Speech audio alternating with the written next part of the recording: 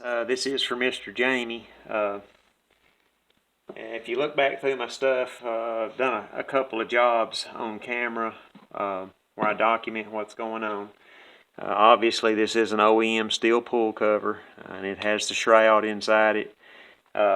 We talked in the previous video about the coil wires being in the flywheel. Well, I got the cover off and there's no ignition in here.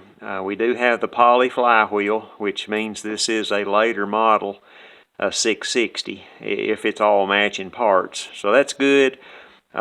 Ignition is missing, and I'll have to talk to Mr. Jamie and see what he wants to do there. I have had good luck with Farmer Tech ignitions, but that's something we're going to have to look at. I didn't know about this.